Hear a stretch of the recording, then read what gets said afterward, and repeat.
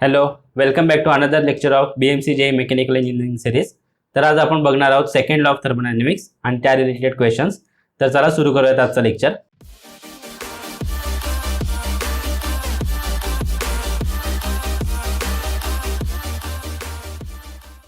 तर second law of thermodynamics, जसं आपण अगोदरच्या लेक्चरमध्ये पाहिले फर्स्ट लॉ मध्ये, तेव्हा आपण काय बोलत होतो की जी काय हीट असते ती आपण ट्रान्सफर करू शकतो फ्रॉम सिस्टीम टू सराउंडिंग, आणि एनर्जी कन्झर्वेशन होतं या सगळ्यात.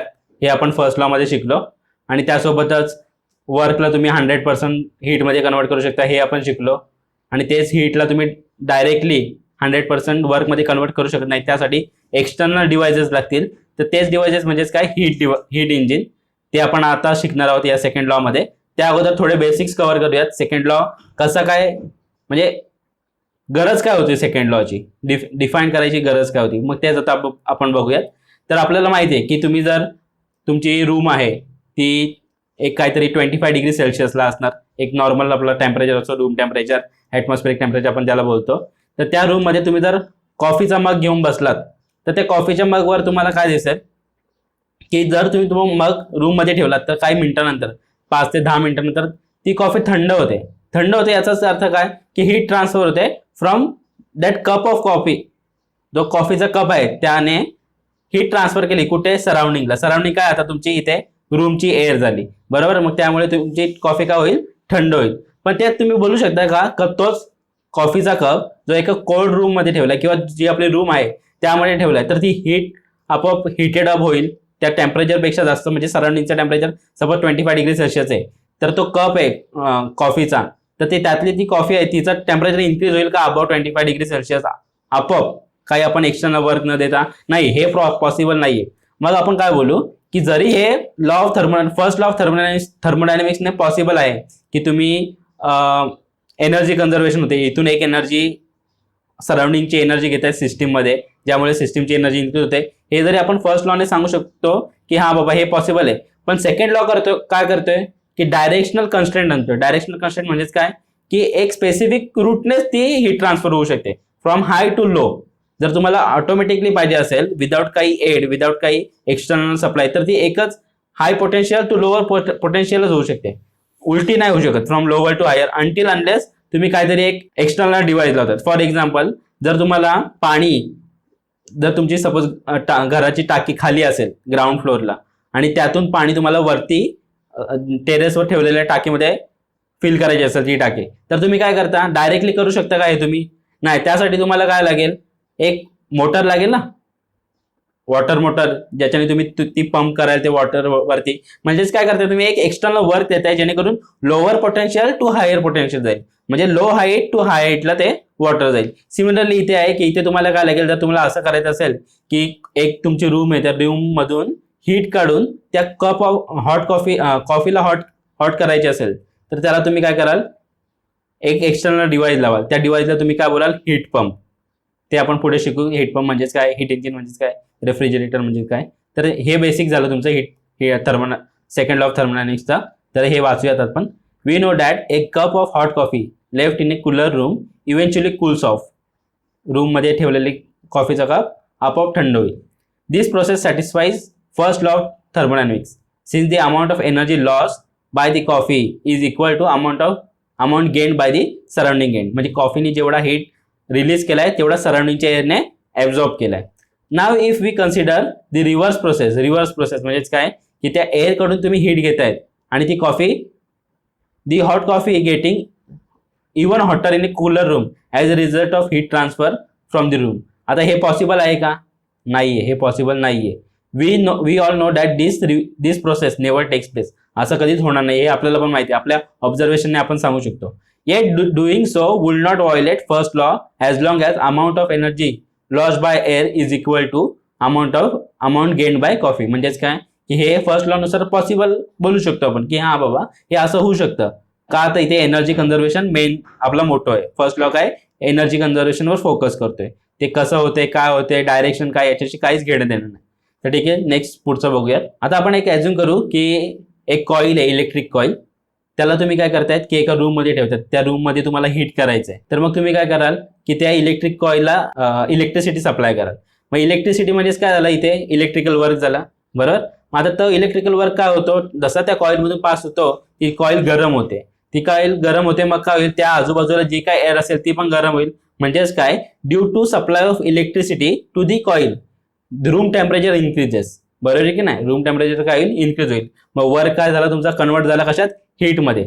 पण तेच जर आता तुम्ही सपोज म्हणजे रिव्हर्स करायला बघता ही प्रोसेस, त्या कॉइलला तुम्ही हीट सप्लाय करता, तर त्या हीट सप्लायमुळे तुम्हाला वर्क भेटणार आहे का, इलेक्ट्रिसिटी वर्क भेटणार आहे का, करंट फ्लो होईल का, नाही, दिस इज नॉट पॉसिबल. म्हणजेच काय, सेकंड लॉ काय आणतो, second law puts directional constraint on thermodynamic process, बरोबर. सेकंड लॉ काय करतो की डायरेक्शनल कन्स्ट्रेंट आणतो आपल्या प्रोसेसवर. आता सेकंड लॉ काय कशाबद्दल बोलतो, आता second law quality of energy बद्दल बोलतो, क्वांटिटी नाही, काय बोलतो, क्वालिटी ऑफ एनर्जी. म्हणजेच काय बघा, second law talks about quality of energy. It has given status to energy, namely high grade energy and low grade energy. आपण बघितलेलं आहे, हाय ग्रेड एनर्जी म्हणजेच काय, तुमचा वर्क, लो ग्रेड एनर्जी म्हणजेच काय, तुमची heat.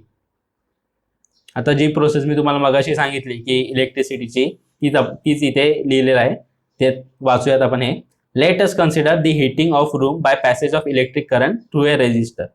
From first law we know that the amount of electric energy supplied to the resistance wires will be equal to amount of energy transferred to the room air as heat, बरोबर. ही गरम होईल आणि मग काय, heat मध्ये convert होईल, ती heat कुठे सप्लाय होईल, रूमच्या एअरला. Now if we try to reverse this process, that is supply heat to wires, we will not get equivalent amount of electrical energy. तेच मी मगाशी म्हणालो, तुम्ही हीट सप्लाय करतात त्या कॉइलला, तर त्यामुळे तुम्हाला इलेक्ट्रिकल एनर्जी मिळेल का, नाही मिळणार, दॅट इज नॉट पॉसिबल. मग तेच सेकंड लॉ तेच कन्स्ट्रेंट आणतो की नाही, हे तुम्ही असं करू शकत नाही, त्यासाठी तुम्हाला काहीतरी एक्सटर्नल एड वापरायला लागेल किंवा डिव्हाइस वापरायला लागेल, तेच सांगतो. तर ठीक आहे, आपण पुढे बघूया. हे जेनेरिक टर्म्स आहेत जे आपण यूज करणार आहेत, सोर्स, सिंक, थर्मल रिझर्वायर. तर आता थर्मल रिझर्वायर म्हणजेच काय, हायपोथेटिकल बॉडी आहे, म्हणजे अशी एक्झिस्ट करत नाही, फक्त एक हायपोथेसिस आहे, म्हणजे आपण ॲज्युम करून चाललोत किंवा इमॅजिन करून चाललोत, with infinite thermal capacity. Infinite thermal capacity. आता थर्मल कॅपॅसिटी म्हणजेच काय, की प्रत्येक वस्तूची हीट स्टोअर करण्याची कॅपॅसिटी असते, त्याला आपण काय बोलतो, thermal capacity. Any amount of heat addition or removal will not change the temperature of thermal energy reservoir. म्हणजेच या थर्मल रिझर्वायर्स आहेत, एनर्जी रिझर्वायर्स, त्यातून तुम्ही किती पण हीट काढा किंवा त्याला किती पण हीट सप्लाय करा, त्याचं टेम्परेचर काय चेंज होणार नाही. पण असं आहे का, असं पॉसिबल आहे का, नाहीये. आता एक एक्झाम्पल्स आपण जे थर्मल रिझर्वायरचे घेतो ते म्हणजे रिव्हर वॉटर किंवा लेकचा वॉटर किंवा ओशनचा वॉटर. पण आपल्याला सगळ्यांना माहिती आहे की त्यांचं टेम्परेचर चेंज होऊ शकतो. तर एकदम खूप जास्त थंडी आली तेव्हा आपोआप आपल्या नळाला जो पाणी येतो तो कशाचा, नदीचाच येतो. तर नदीचं पाणी कसं आपल्याला वाटतं की थंड आहे, म्हणजेच काय, त्याचा चेंज होईलच, म्हणजे त्याचं टेम्परेचर चेंज होईलच. पण आपण काय करतो, हायपोथेटिकल मानतोय की याच्यात अजिबात चेंज होणार नाही. मग हे कसं आहे, इमॅजिनरी आहे. ओके. मग आता सोर्स म्हणजेच काय, सोर्स म्हणजे काय, source is a device or say a body gives any amount of heat without undergoing temperature change.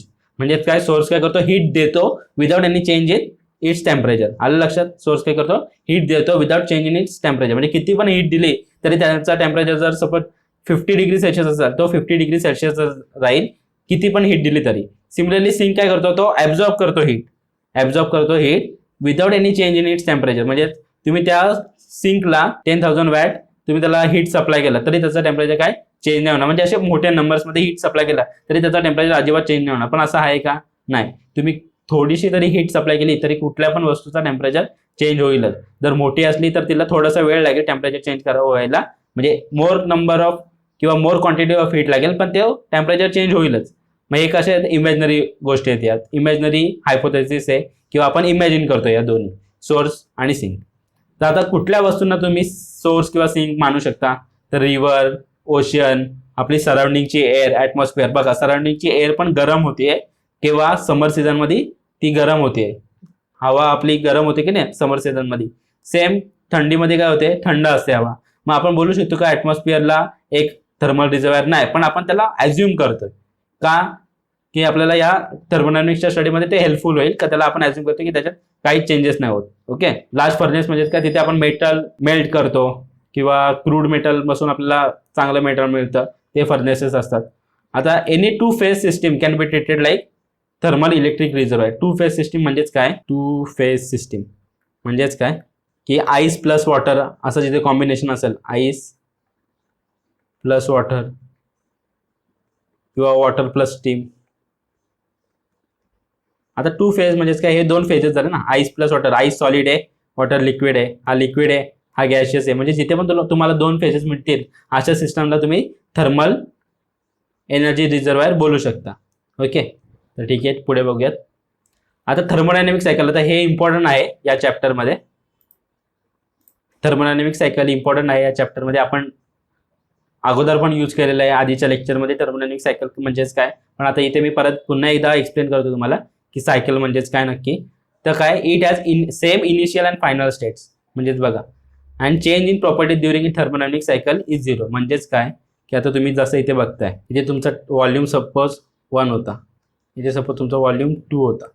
तर आता सायकल म्हणजेच काय, या 1 पासून जातोय 2 पर्यंत आणि 2 पासून परत 1 पर्यंत येतोय.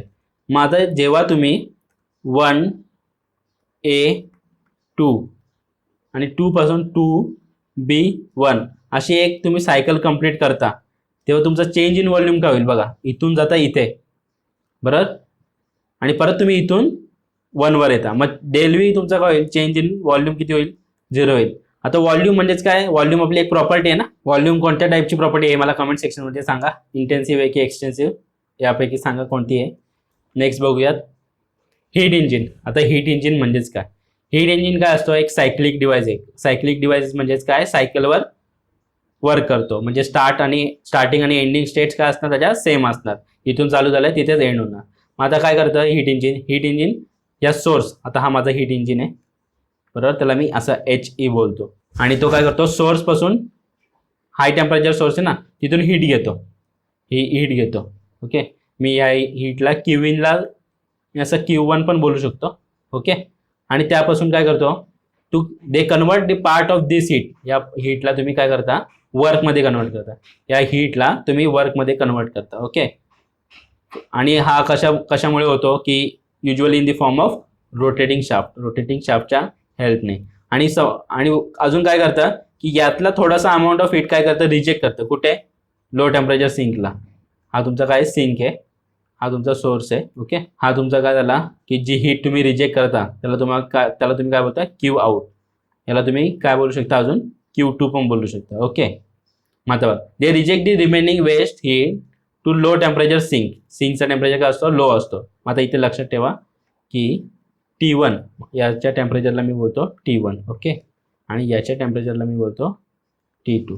मग T1 is always greater than T2.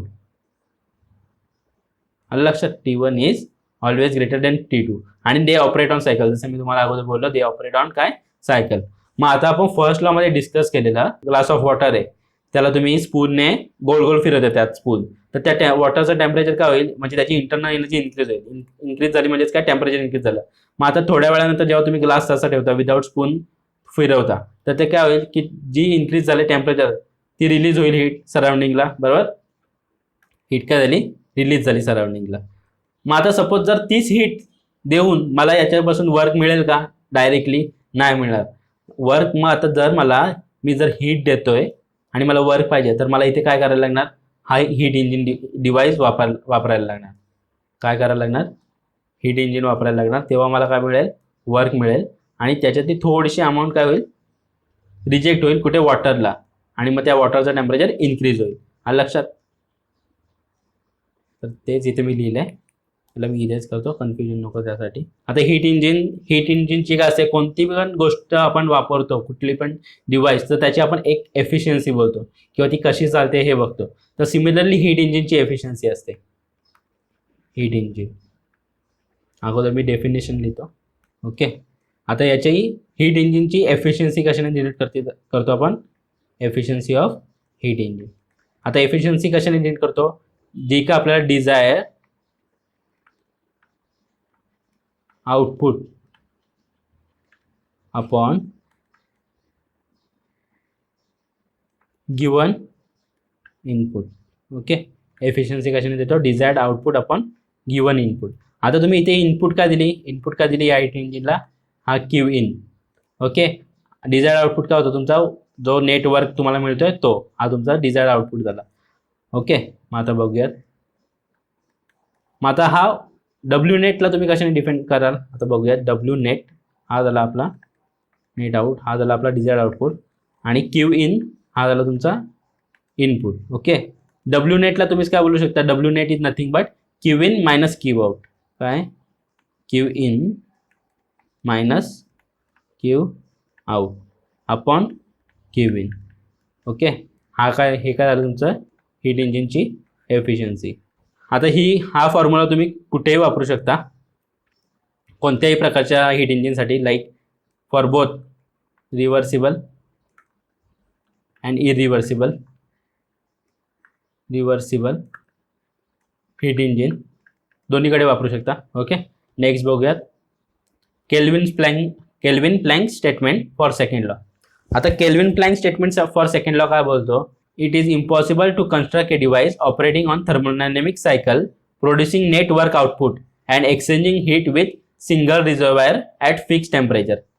म्हणजेच काय हे म्हणतोय की efficiency of heat engine cannot बी 100%. याचं म्हणणं आहे की इट इज इम्पॉसिबल म्हणजेच काय 100% एफिशियन्सी असणं पॉसिबलच नाही आहे. ओके, तर मग आता केल्विन प्लँक स्टेटमेंट काय करतोय, हीट इंजिन बद्दल बोलतोय की तुम्ही हीट इंजिन असा बनवू शकत नाही की ज्याला तुम्ही हीट द्याल आणि तो 100% कन्वर्ट करेल कशात, वर्कमध्ये. आता हे आपल्याला हाय ग्रेड एनर्जी आणि लो ग्रेड एनर्जीवर पण सांगू शकतो. क्यू काय, लो ग्रेड एनर्जी, आणि डब्ल्यू काय, हाय ग्रेड एनर्जी.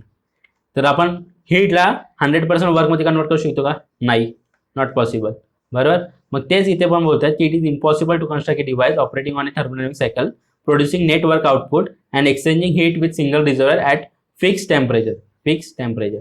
ओके, आणि त्यात ते बोलतात की एकच, तुम्ही काहीच रिजेक्ट नाही करणार, रिजेक्ट केल्याशिवाय होणारच नाही. तुम्हाला जर काहीतरी प्रोड्यूस करायचं असेल वर्क, 100% पॉसिबलच नाही, थोडी तरी रिजेक्ट करायला तुम्ही ॲटमॉस्फिअरला. का, तर हेच मेन कारण आहे की क्यू काय, लो ग्रेड एनर्जी आहे, म्हणजे हीट लो ग्रेड एनर्जी आहे, ते तुम्ही डायरेक्टली 100% कन्वर्ट नाही करू शकत. म्हणजेच काय की suppose 10,000 kilo joule heat supply केला तुम्ही, तर तुम्हाला डब्ल्यू नेट किती भेटू शकतो, मॅक्झिमम से 6,700 किलो जूल. आणि रिमेनिंग काय कराल तुम्ही, हा क्यू इन झाला, आणि रिमेनिंग तुमचा आउट होईल, क्यू आउट किती झाला, 3300 किलो जूल. ओके, तर दिस 100% conversion is not possible because of the fact that heat is low grade energy and complete conversion of heat into work is not possible. तेच जे मी तुम्हाला सांगितलं ते. ओके, मग आता केल्विन प्लँक स्टेटमेंट, आता kelvin question असा विचारला जातो की kelvin Planck statement of second law कशासाठी आहे. तर मग बघा, केल्विन प्लँक दोन नावं आहेत, केल्विन आणि प्लँक. केल्विन प्लँक कशासाठी, हीट इंजिनसाठी, असं लक्षात ठेवा. दोन सरनेम्स, केल्विन आणि प्लँक, कशासाठी, हीट इंजिनसाठी. ओके, नेक्स्ट बघूयात हीट पंप आणि रेफ्रिजरेटर. आता रेफ्रिजरेटर म्हणजेच काय, रेफ्रिजरेटरचं काय काम आहे, जो आपला थंड स्पेस आहे, म्हणजे जो आपला फ्रीजचं काम काय करतो, फ्रीजच्या आतमध्ये जे काय वस्तू आहेत किंवा फ्रीजच्या आतमध्ये टेम्परेचर आहे तो थंड मेंटेन करायचा. म्हणजेच काय, जी काय हीट असेल, जो आपण सपोज बाजारातून भाज्या विकत आणल्या, त्यांचा काहीतरी टेम्परेचर जास्त असणार ॲज कम्पेअर टू फ्रीजमध्ये जी एअर आहे तिचं टेम्परेचर आहे त्याच्यापासून. मग या रेफ्रिजरेटरचा काम काय आहे की त्यात जी हीट आले, या भाज्या आपण ठेवल्या त्यामुळे ती बाहेर काढायचं, एवढं त्याचं काम आहे. बरोबर, ती बाहेर काढायचं एवढं त्याचं काम आहे, म्हणजे स्वतःचं टेम्परेचर लो मेंटेन करायचं हे त्याचं काम आहे. मग बघा, refrigerator is a device that operates on a सायकलवर ऑपरेट करतो. बरोबर, अँड मेंटेन्स ए स्पेस म्हणजे काही असू शकतं, तुमचा रेफ्रिजरेटरचा फ्रीजर म्हणा, ओके, त्याला तुम्ही स्पेस बोलू शकता, किंवा आपला एअर कंडिशनिंग जे आपण AC वापरतो तिला पण तुम्ही रेफ्रिजरेटर बोलू शकता. ओके, तिला पण तुम्ही रेफ्रिजरेटर बोलू शकता. ती पण काय करते, आपल्या रूमला एका स्पेसिफिक टेम्परेचरला मेंटेन करायचं काम करते. आपल्या रूममध्ये जे काय एक्सटर्नल फॅक्टर्समुळे हीट येते, ओके, म्हणजे जी बाहेरून सपोज हीट ऑलरेडी सराउंडिंगचं टेम्परेचर जास्त असेल, तर त्यामुळे जी आपली रूम गरम झाली असेल तर तिला थंड करायचं काम AC करते. AC पण एक प्रकारचं काय आहे, रेफ्रिजरेटरच आहे, बिलो सराउंडिंग टेम्परेचर. बरोबर, AC पण तेच करते, सराउंडिंग टेम्परेचरपेक्षा रूमचं टेम्परेचर कमी ठेवते by continuously extracting heat from it. कुठून एक्स्ट्रॅक्ट करते हीट, या आपल्या रूममधूनच AC पण हीट घेते आणि बाहेर काढते, त्यामुळे आपली रूम थंड होते की नाही. जसं आपण हीट इंजिनचा डिफाईन केलं एफिशियन्सी, तशी आपली रेफ्रिजरेटरसाठी काय असते, सीओपी असते. काय असते? सीओपी. ओके. मग सीओपी म्हणजेच काय? Coefficient of performance. सीओपी म्हणजेच काय? Coefficient of performance. जसं आपण हीट इंजिनसाठी लिहिलं की COP efficiency is equal to desire output upon given input, तसंच इथे COP is equal to desired output, desired output upon given input. आता तुम्ही मला सांगा की आपण रेफ्रिजरेटरला इनपुट काय देतो? रेफ्रिजरेटरला ते इनपुट काय असतं? आपला इलेक्ट्रिकल वर्क, इलेक्ट्रिसिटी सप्लाय करतो ना, मग तेच. मग आपण इथे काय केलं? वर्क इनपुट दिलं. बरोबर? काय केलं? वर्क इनपुट दिलं. या वर्क इनपुट दिल्यानंतर काय होतं? आपला रेफ्रिजरेटर चालू होतो आणि तो काय करतो की त्याच्या आतमध्ये जी हीट आहे, म्हणजे त्या रेफ्रिजरेटरच्या आतमध्ये जी काही स्पेस आहे, तिच्या आतमध्ये जी हीट आहे ती रिजेक्ट करतो, म्हणजे ती बाहेर काढतो. म्हणजे आपलं काम काय आहे की जी काय हीट आहे ती फक्त बाहेर काढायची. ओके. मग आपलं डिझायर्ड आउटपुट काय आलं इथे? QL. ही हीट फक्त मला बाहेर काढायची, ती कुठे पण जाऊ दे, मला काय घेणं देणं नाही तिच्याशी. ती सराउंडिंगला जाऊ दे किंवा ती किचनमध्येच राहू दे किंवा ती दुसऱ्या बेडरूममध्ये जाऊ दे, त्याच्याशी मला काय घेणं देणं नाही. म्हणजे जिथे आपण फक्त मला माझ्या रेफ्रिजरेटरमधून ती हीट बाहेर काढायची. ओके. मग हा डिझायर आउटपुट झाला माझा QL. ओके. QL म्हणजेच काय की इथून जी हीट निघते तिला बोलतो आपण QL. गिवन इनपुट काय? Work net. नेटवर्क तुमचा काय आला? इनपुट झाला. ओके. मग आता इथे बघा, आता तुम्ही QL तसाच देऊ शकतो. ओके. वर्क नेट, नेटवर्कला तुम्ही काय बोलू शकता? Network is nothing but QH minus QL. बरोबर की नाही? हे दोघे जेव्हा तुम्ही ॲड कराल, जो काय वर्क देताय तो प्लस इथून जी हीट येते ती, तेव्हा तुम्हाला जाऊन QH मिळेल.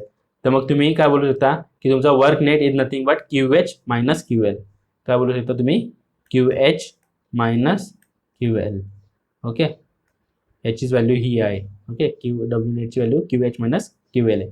हा झाला तुमचा COP ऑफ रेफ्रिजरेटर. ओके. लक्षात ठेवा, नोट डाऊन करा. यावर क्वेश्चन्स विचारतात न्यूमेरिकल बेस 1 मार्क्सचे, तर येऊ शकते. एकदम सिम्पल क्वेश्चन्स असतात. सगळं दिलेलं असेल क्वेश्चनमध्ये, फक्त फॉर्म्युला लक्षात राहिलं पाहिजे की नेमका काय फॉर्म्युला वापरायचा. कन्फ्युजन होऊ शकतो, म्हणून इथे मी परत एकदा सांगतो की काय हे कुठे बाहेर काढायचं फक्त काम याचं, कुठे सप्लाय करायचं याच्याशी काय घेणं देणं नाही. ओके. नेक्स्ट बघूयात हीट पंप. आता हीट पंप म्हणजेच काय? हीट पंप परत एक काय आहे? सायक्लिक डिव्हाइस आहे.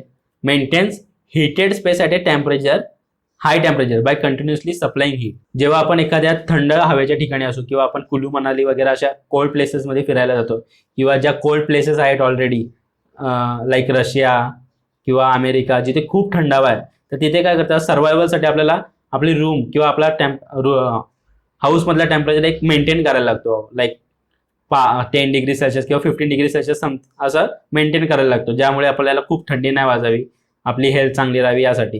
तर मग तेव्हा आपण काय करतो की ऑलरेडी ॲटमॉस्फिअरचा टेम्परेचर काय आहे तुमचा? कोल्ड एन्व्हायरमेंट आहे. बाहेर टेम्परेचर खूप कमी असतो. -2 डिग्री सेल्सिअस पण असू शकतो किंवा 1 डिग्री सेल्सिअस किंवा -10 डिग्री सेल्सिअस, -20 डिग्री सेल्सिअस, असा काही असू शकतो. मग आपल्याला आणि आपल्या हाऊसचा टेम्परेचर काय मेंटेन करायचं आहे, अबाव 10 म्हणा किंवा 12 म्हणा असं. तर त्यासाठी आपण काय करतो? हीट पंप वापरतो. आता हीट पंपचं काम काय की जी बाहेर जी कोल्ड एन्व्हायरमेंट आहे, काय कोल्ड एन्व्हायरमेंट, ऑफकोर्स बाहेर काय आहे? टेम्परेचर खूप कमी आहे. त्या कोल्ड एन्व्हायरमेंटमधून हीट ॲब्झॉर्ब करतो. कोल्ड एन्व्हायरमेंटमधून हीट ॲब्झॉर्ब करतो आणि त्यासाठी त्याला आपण काय करतो? एनर्जी सप्लाय करतो. आता हीट पंप पण तुम्हाला इलेक्ट्रिक हीट पंप मिळू शकतात. ओके. तुम्हाला हीट पंप कसे मिळू शकतात? इलेक्ट्रिक हीट पंप, किंवा त्याला तुम्ही एनर्जी कशाने द्याल? Work input, type of work input electric. आणि त्याच्यातून तुम्हाला काय मिळेल की हा जो इनपुट देत आहे तो प्लस हा QL मिळून काय होईल? QH भेटेल. हा QH काय आला तुमचा इथे? डिझायर आउटपुट झाला. तुम्हाला काय करायचं आहे? तुमची जी रूम आहे किंवा तुमचा जो घर आहे तो हाय टेम्परेचरला मेंटेन करायचा आहे. मग ऑलरेडी कसं होतं? तो हाय टेम्परेचरला आहेच, वॉर्म हिटेड स्पेस आहे ना आपली, आणि त्याला अजून आपल्याला गरम मेंटेन करायचं आहे. जर त्याला आपण या हीट पंपचा वापर नाही केला तर ती काय होईल? आपलं घर पण थंड होईल, जे ॲटमॉस्फिअर म्हणजे रिजेक्ट करेल हीट ॲटमॉस्फिअरला, आणि त्याच्यामुळे काय थंड होईल. पण ते नाही करायचं, आपल्याला मेंटेन करायचं आहे. त्यासाठी आपण काय वापरू? हीट पंप वापरू. जसं रेफ्रिजरेटरचा COP होता, त्याचा सिमिलरली हीट पंपचा पण COP आहे. मग आता COP बघा कसा लिहिला जातो. COP कशाचा? हीट पंपचा. आता मी त्याला सफिक्स लिहितोय HE असं. परत desired output upon input. Okay. जो काय इनपुट असेल तो डिझायर्ड आउटपुट काय आपला? QH. बरोबर की नाही. डिझायर्ड आउटपुट काय आपला QH आणि इनपुट काय देतात W नेट इन. ओके. आता W नेट इन म्हणजेच काय तुमचा QH मायनस QL. मग तेच मी इथे लिहितो QH upon QH minus QL. आता नीट लक्षात घ्या, इथे काय आहे QH आहे आणि इथे काय तुमचा QL आहे. हे लक्षात ठेवा, कन्फ्युजन होतं यात. नीट नोट डाऊन करा आणि लक्षात ठेवा.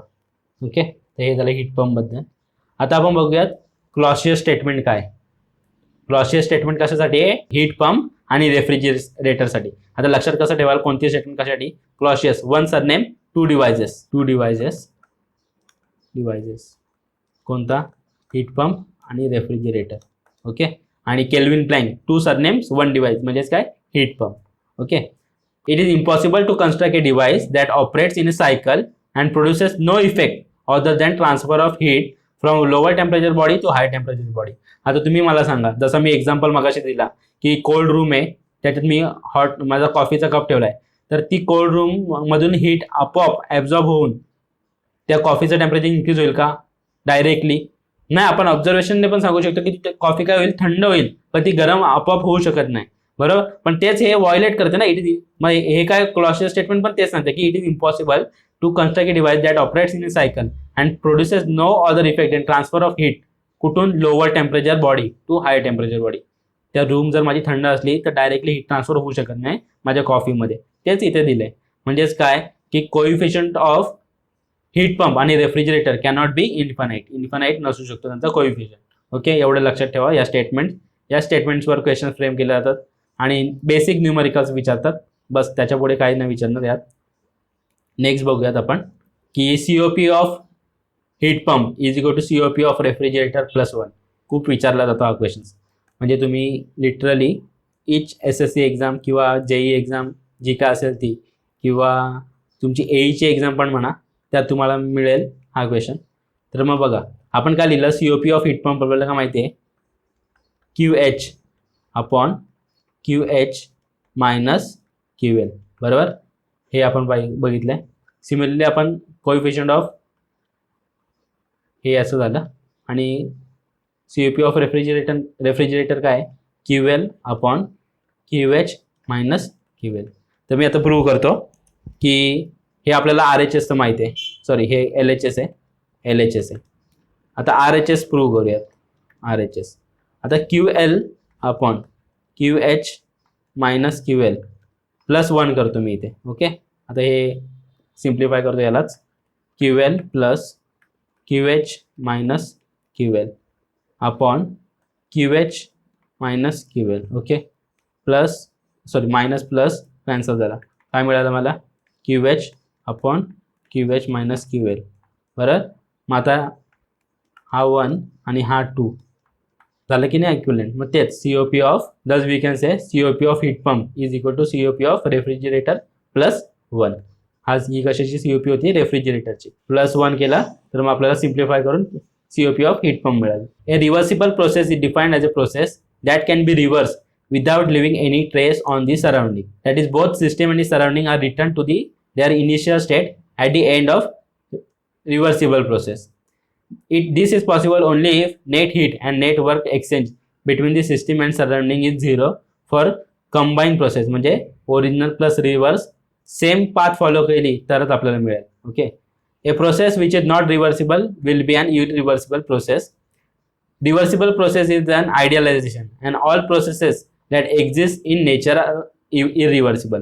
मग आता बघा, तर सपोज माझा हा जो कॉफीचा मग होता, हा जो कॉफी मग होता, ओके, हा कॉफीचा मग होता, तर त्याला जर सपोज मी हा 30 डिग्री सेल्सिअसला होता आणि माझी सराउंडिंग होती 10 डिग्री सेल्सिअसला, तर मग काय होईल, हीट ट्रान्सफर होईल, तो हळूहळू थंड होईल. ओके. तो काय होईल, थंड होईल आणि तो परत इक्विलिब्रियमला येईल सराउंडिंग सोबत माझ्या. बरोबर. सराउंडिंगला मी काय केलं, आता इथे थर्मल रिझर्व मानलं आहे. काय मानलं आहे, सिंक मानलं आहे. बरोबर. की कितीही हीट हे झाला त्याच्यात ॲड झाला तरी त्याचं टेम्परेचर वाढणार नाही. पण तेच या सराउंडिंगची हीट आपोआप घेऊन हा परत 30 डिग्री होऊ शकतो का, नाही होऊ शकत. त्याच्यासाठी त्याला काय करायला लागेल, एक हीट पंप लावायला लागेल. बरोबर की नाही. काय करायला लागेल, एक हीट पंप लावायला लागेल. त्या हीट पंपला परत मला काहीतरी इनपुट द्यायला लागेल. म्हणजे सराउंडिंगवर ट्रेस ठेवतो ना, तो ट्रेस काय ठेवतो की त्याला वर्क दिला, हा वर्क इनपुट हा झाला ट्रेस, बरोबर की नाही, की ही दिसते मला की काहीतरी घेतोय मी अजून, तेव्हा जाऊन ही प्रोसेस रिव्हर्स होते, मग ही काय झाली इरिव्हर्सिबल प्रोसेस. आलं लक्षात, ही काय झाली इरिव्हर्सिबल प्रोसेस. मग आपल्या ज्या जीवनात ज्या काही गोष्टी होतात त्या इरिव्हर्सिबलच आहेत. ओके, जेवढ्या गोष्टी आपण करतो त्या इरिव्हर्सिबल आहेत. तुम्ही स्ट्रेट लाईन ड्रॉ केली तर ती परत तशीच्या तशी खोडू शकत नाही विदाउट लिव्हिंग एनी स्ट्रेस. पेनने जर ड्रॉ केली तर काय होईल की तुम्ही जो व्हाईटनर वापराल त्याचं तुम्हाला दिसेल, एक एक्सटर्नल सोर्स वापरला परत, बरोबर की नाही, एक एक्सटर्नल सोर्स वापरला, फक्त तो पेन परत रिव्हर्स फिरून ती लाईन जाणार आहे का, नाही जाणार. पण आपण जर त्याला घालवायची असेल किंवा थोडी कमी दिसायची असेल किंवा त्याला इरेज करायचं असतं तर आपण काय वापरतो, व्हाईटनर वापरतो. सिमिलरली जरी पेन्सिल वापरली तर पेन्सिलची लाईन खोडायची असली तरी आपण इरेजर वापरतो त्या खोडायला. म्हणजेच सराउंडिंगवर काहीतरी एक परिणाम होतो, त्याचा ट्रेस दिसतोच. खोडल्यावर काय होतं, ते रबरचे छोटे छोटे पार्ट्स बाहेर येतात आपण रब करतो तेव्हा, ते काय झाला ट्रेस झाली आपल्या सराउंडिंगवर. या सगळ्या प्रोसेसेस कशा झाल्या, आपल्या इरिव्हर्सिबल प्रोसेसेस झाल्या. ओके, हेच यात इम्पॉर्टंट होतं सांगण्यासारखं. आता बघूयात कार्नॉट सायकल. आता कार्नॉट सायकल काय, ही आपली एक प्रकारची रिव्हर्सिबल सायकल आहे आणि बेस्ट पॉसिबल रिव्हर्सिबल सायकल आहे. काय आहे, best possible reversible cycle, best possible reversible cycle आहे. ही काय करते, बेसिस फॉर्म करते, म्हणजे एक बेस बनवते, base for comparison of other cycles. Okay, other सायकल्सला कंपेअर करायचा बेस बनवते. आणि जे पण आपले इंजिन आहेत, जे पण इंजिन त्यांना आपण रिव्हर्सिबल इंजिन म्हणतो, ते कोणत्या याच्यावर चालतात, कार्नॉट सायकलवर चालतात. रिव्हर्सिबल इंजिन म्हणजेच काय, रिव्हर्सिबल इंजिन किंवा रिव्हर्सिबल हीट पंप किंवा रिव्हर्सिबल रेफ्रिजरेटर, त्यांनाच काय तुम्ही बोलू शकता, कार्नॉट आणि सफिक्स जे काय, कार्नॉट इंजिन, कार्नॉट रेफ्रिजरेटर, कार्नॉट हीट पंप असं. ओके, रिव्हर्सिबल म्हणजेच काय, कार्नॉट. ओके, आता इथे बघा, इथे दोन प्रोसेसेस आहेत, टू आयसोथर्मल आणि two adiabatic. Okay, two isothermal आणि टू ॲडियाबॅटिक. आता 1 to 2 is what, isothermal heat addition. काय, आयसोथर्मल हीट ॲडिशन. इथे काय होतं, हीट ॲडिशन होतं at constant temperature. Okay, 2 to 3 काय आहे, adiabatic expansion, adiabatic expansion. Okay, 3 to 4 काय, परत आयसोथर्मल हीट रिजेक्शन. काय होतं, हीट रिजेक्शन होतं. इथे परत टेम्परेचर कॉन्स्टंट आहे तुमचा. ओके, इथे तुमचं टेम्परेचर कॉन्स्टंट आहे. ओके, आणि 4 to 1 काय तुमचा, adiabatic compression, adiabatic compression. Okay, हे एवढं लक्षात घ्या. तर जसं मी तुम्हाला अगोदर सांगितलं, हीट पंपमध्ये, हीट इंजिनमध्ये आणि रेफ्रिजरेटरमध्ये त्यांच्या एफिशियन्सीज लिहिल्या, त्याच आपण कार्नॉट इंजिनसाठी किंवा रिव्हर्सिबल इंजिनसाठी कसं लिहू ते आपण तिथेच बघूयात, त्या स्लाइड्सवर मी कंटिन्यू करतो. तर आपल्या हीट इंजिनसाठी, आता हीट इंजिनसाठी कसं लिहू शकतो आपण बघूयात. जेव्हा तुमचा हीट इंजिन रिव्हर्सिबल असेल, हीट इंजिन आणि कसा रिव्हर्सिबल, तर त्याच्यासाठी तुम्ही या क्यू इनला तुम्ही काय बोलू शकता, टी इन म्हणजेच, किंवा हाय टेम्परेचरला आहे म्हणून त्याला मी T1 लिहितो. माय T1 is greater than T2, T1 minus T2 upon T1. हे कशासाठी, रिव्हर्सिबलसाठी, फक्त आणि फक्त रिव्हर्सिबल. जर क्वेश्चनमध्ये मेन्शन केलं असेल की रिव्हर्सिबल तर तुम्ही हे वापराल. जर तुम्हाला क्वेश्चनमध्ये सांगितले असेल मॅक्झिमम पॉसिबल एफिशियन्सी तर तुम्ही हा फॉर्म्युला वापराल जेव्हा तुम्हाला टेम्परेचरच दिलेलं असेल फक्त क्वेश्चनमध्ये तेव्हा. ओके, रेफ्रिजरेटरसाठी तुमची COP काय होईल, मग COP reversible for refrigerator and reversible त्याला तुम्ही कसं बोला, T2 upon T1 minus T2. इथे पण तुमचं काय, T1 is greater than T2 आहे. ओके, सिमिलरली आता तुमचा हीट पंपसाठी काय होईल, तुमची ही COP काय होईल, COP ऑफ हीट पंप आणि कसा रिव्हर्सिबल हीट पंपसाठी ती काय होईल तुमची, T1 upon T1 minus T2. Okay, एवढं लक्षात घ्या. ठीक आहे, नेक्स्ट बघूयात questions on second law of thermodynamics. तर कंटिन्यू करूयात आपण. तर पहिला question, heat engine is supplied with म्हणजेच काय, हीट इंजिनला दिलं आहे किती 250 kilo joules of heat at constant fluid temperature 227 degree Celsius. Heat is rejected at 27 degree Celsius. The cycle is reversible if the amount of heat rejected is. आता हे तुम्हाला विचारलं आहे, तर बघूयात. हीट इंजिन कसा असतो आपला, हा हीट इंजिन तुमचा, त्याच्यापासून काय मिळतो आपल्याला, वर्क मिळतो. ओके, ही एक आपले हायर टेम्परेचर असेल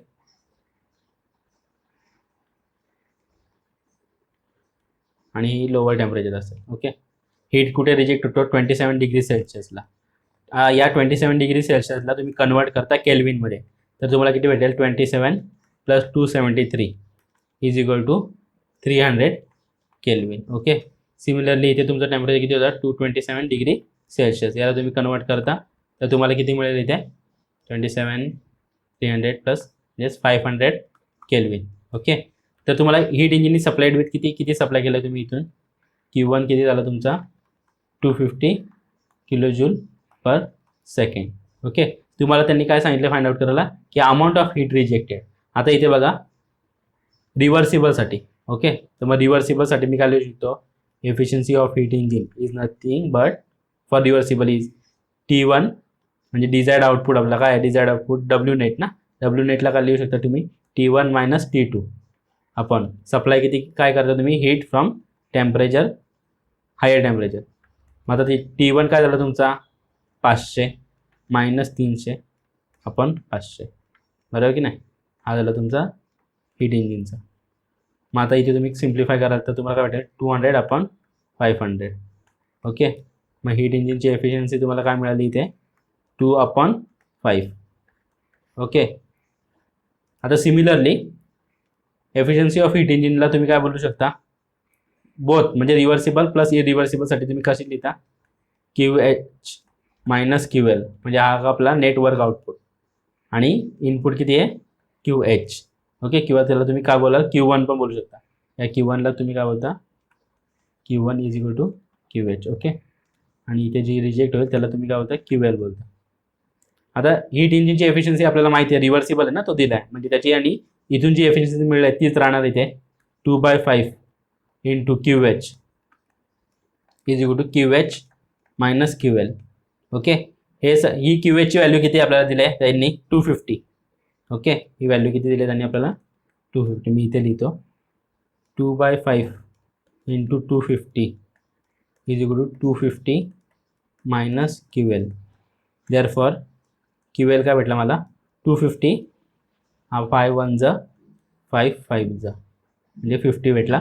50 × 2 100. माझा QL झाला 150 kilo joule per second. Okay, option कुठे आहे आपला, D option is right answer. Next question बघूयात. Heat engine receives 100 kilo joule of heat and produces 600 kilo joule of work. Amount of heat rejected in kilo joule and efficiency percentage of engine respectively will be. काय केलं आहे, amount of heat rejected पाहिजे आपल्याला. Okay, आणि काय आहे आपला heat engine आहे आणि एफिशियन्सी पण फाइंड आउट करायची. तर चला बघूयात हा क्वेश्चन कसं सॉल्व्ह करतात. परत आपण ड्रॉ करूया. तिथे इथून किती मिळाली आपल्याला, receives 1000 kilo joule. Okay, work किती प्रोड्यूस केलं आहे, work 600 kilo joule. Okay, reject किती करतो आहे ते फाइंड आउट करायचं आहे. आणि हा झाला तुमचा Q2, हा झाला तुमचा Q1. ओके, मग आता आपल्याला काय माहिती आहे की efficiency of heat engine is what, W net upon heat supply QH, बरोबर. मग तेच काय भेटेल आपल्याला, एफिशियन्सी किती होईल आपली, मग 600 आहे ना Q नेट, W नेट, आणि Q किती दिला आहे 1000. हे दोन कट झाले, 6/10 इज इक्वल टू वॉट, 0.6. आणि याला पर्सेंटेज फॉर्ममध्ये लिहिला तर किती भेटेल, 60%. ओके, हा झाला तुमचा एफिशियन्सी. आता तुम्हाला त्यांनी Q रिजेक्शन फाइंड आउट करायचं आहे. आपल्याला माहिती आहे W नेट म्हणजेच काय आपला, W net is nothing but QH - QL, बरोबर आहे की नाही. हे आपण बघितलं अगोदरच रिसेंटली हीट इंजिन जेव्हा डिस्कस केलं तेव्हा. मग W नेट किती आहे 600, QH किती आहे 1000 - QL. Okay, therefore heat rejected to lower reservoir, म्हणजेच QL म्हणजेच काय, इथे जो QL किंवा Q2 बोला त्याला, या Q2ला तुम्ही काय बोलू शकता, QL बोलू शकता. या Q1ला तुम्ही काय बोलू शकता, QH बोलू शकता. मग QL तुम्हाला किती मिळेल, 1000 - 600 इज इक्वल टू 400 किलो जूल. मग आपला आन्सर काय झाला, 400 kilo joule, 60% efficiency. Okay, next बघूयात. Reversible heat engine working at rate of 100 kilowatt has an efficiency of 20%. Efficiency दिली आहे. The magnitude of heat transfer rate from the source and to the sink in kilowatt would be respectively dash. आपल्याला इथे काय find out करायला सांगितलं त्यांनी की magnitude of heat transfer from source म्हणजे Q1 पण आणि Q2 पण फाइंड आउट करा. ओके, तर मग इथं परत आपण डायग्राम काढूया. तिथे हा माझा हीट इंजिन झाला. ओके, तो काय करतोय, नेटवर्क प्रोड्यूस करतोय. किती आहे नेटवर्क प्रोड्यूस, 100 किलोवॅट. ओके, तो काय करतोय, त्याला एक सप्लाय भेटतोय सोर्सपासून. हा माझा सोर्स आहे. सोर्सपासून जी येते हीट तिला मी Q1 बोलतो. सिंकला जी जाते तिला मी Q2 बोलतो. आणि इथे मी लिहितो सिंक. ओके, माहिती आहे ना, सोर्स आणि सिंक आपण डिस्कस केले. सोर्स म्हणजेच काय, सिंक म्हणजेच काय, तेच मी इथे लिहिलं. आता नेक्स्ट एफिशियन्सी त्यांनी दिले. एफिशियन्सी आपल्याला माहिती आहे. एफिशियन्सी ऑफ हीट इंजिन कशाने आपण बोलतो, W net upon heat supplied म्हणजेच Q1. W नेट आपल्याला व्हॅल्यू माहिती आहे आणि एफिशियन्सीची व्हॅल्यू माहिती आहे पर्सेंटेजमध्ये. तर 20%ला मला डेसिमल फॉर्ममध्ये लिहायचं असेल तर मला काय भेटेल, 0.2. म्हणजे त्याला मी डिवाइड बाय 100 करेन तर मला काय भेटला, 0.2. 0.2 इंटू Q1. Q1 तुम्हाला माहिती नाही, Q1 नाही माहिती, is equal to W net. Okay, मग Q1 is nothing but W net. W net किती आहे, 100 किलोवॅट अपॉन 0.2. बरोबर, याला इंटू 10ने मल्टिप्लाय करतो, याला इंटू 10ने मल्टिप्लाय करतो. काय भेटेल, 1000 अपॉन 2. 2 1 जा 2, 500चा. Q1 काय झाला तुमचा, 500 किलोवॅट. बरोबर की नाही. आता Q1 आपल्याला काय माहिती आहे, अजून दुसरं काय माहिती आहे आपल्याला, W net is equal to Q1 minus Q2. Okay, W net किती तुमचा 100 आहे, Q1 किती आहे 500 आहे, मायनस Q2. देअरफॉर Q2 किती भेटेल तुम्हाला, Q2 is equal to 400 kilowatt.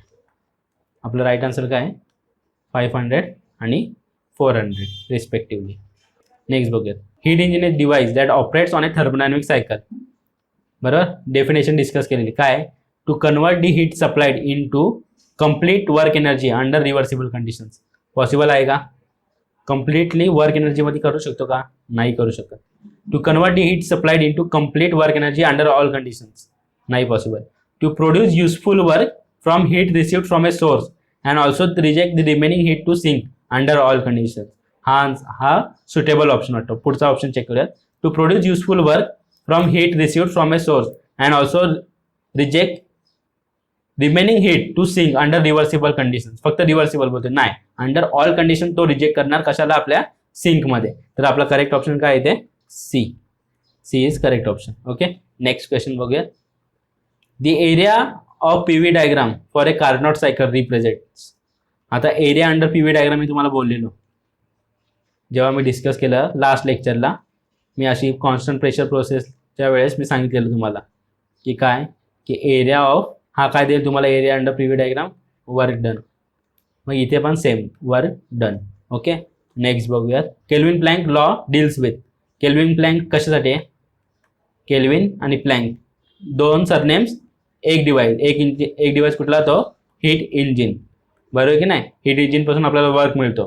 बरोबर, kelvin Planck law deals with conversion of heat into work. हा झाला आपला ऑप्शन. कन्वर्ट काय करतो, हीटला कन्वर्ट करतो कशात, वर्कमध्ये. ओके, नेक्स्ट बघूया. COP of heat pump is always dash than COP of refrigerator.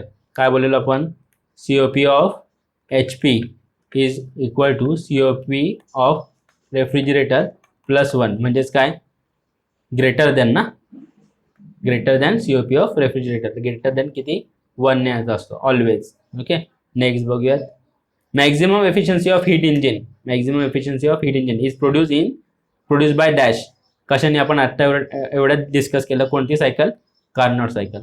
Okay, हे नोट डाऊन करा. मॅक्झिमम एफिशियन्सी कुठे मिळेल हीट इंजिनची, कार्नोटमध्ये. का, आता कार्नोट सायकल तुमची काय आहे, आयडियलाइज सायकल आहे. अशी सायकल एक्झिस्ट करत नाही पण आपण आयडियलायझेशन केले. काय काय आयडियलायझेशन केले, तर ती बेस फॉर्म करते बाकीच्या सायकल्सची एफिशियन्सी चेक करायला. मग काय मॅक्झिमम कुठे भेटणार आहे आपल्याला, कार्नोट. का तर रिव्हर्सिबल प्रोसेसेस इन्क्लूड करते. रिव्हर्सिबल प्रोसेसेस आहेत 2, 4ही processes for reversible processes. Okay. Direction of natural process is dictated by. आता जसं मी तुम्हाला स्टार्टिंगला सांगितलं की कॉफी थंड रूममध्ये थंड होऊ शकते, पण तीच कॉफी थंड रूममधली हीट ऑब्झर्व करून गरम होऊ शकते का आपोआप? नाही. मग हे कशाने आपल्याला माहिती झालं? सेकंड लॉने, राईट. तर मग आता काय की direction of natural process is dictated by law of thermodynamics. कोणता लॉ? तर सेकंड लॉ. ओके. हे क्वेश्चन्स आपल्या जेई एक्झाम्समध्ये आलेले आहेत. UPPSC म्हणजे उत्तर प्रदेशच्या ज्या जेई लेवलच्या एक्झाम आहेत त्या SSC जेईमध्ये या एक्झाम्समध्ये विचारलं. That's it. आजच्या लेक्चरमध्ये एवढंच. पुढच्या लेक्चरमध्ये आपण कव्हर करू एन्ट्रोपी, क्लॉसियस इनइक्वॅलिटी. यावर क्वेश्चन्स विचारले जातात आणि अपेक्षित आहेत आपल्या एक्झाममध्ये पण विचारतील. आणि त्यानंतर आपल्याला थोडंसं एक किंवा 2 लेक्चरचं क्वेश्चन प्लस थिअरी असं डिस्कशन प्युअर सबस्टन्सवर होईल. ज्या मी फॉर्म्युले लिहून दिलेत, कंडिशन लिहून दिलेत की रिव्हर्सिबल प्रोसेससाठी कोणती, इरिव्हर्सिबल किंवा दोन्ही प्रोसेससाठी कोणता फॉर्म्युला वापरायचा, हे सगळं तुम्ही नीट लिहा, थिअरी नीट समजा आणि याच्यावर रिलेटेड क्वेश्चन तुम्ही प्रॅक्टिस करा. जर तुम्हाला काही डाऊट असेल तर कमेंट सेक्शनमध्ये सांगा. व्हिडिओ आवडली असेल तर नक्की लाईक करा, चॅनलला सबस्क्राईब करा आणि आपल्या मित्रांसोबत शेअर करा. थँक्यू.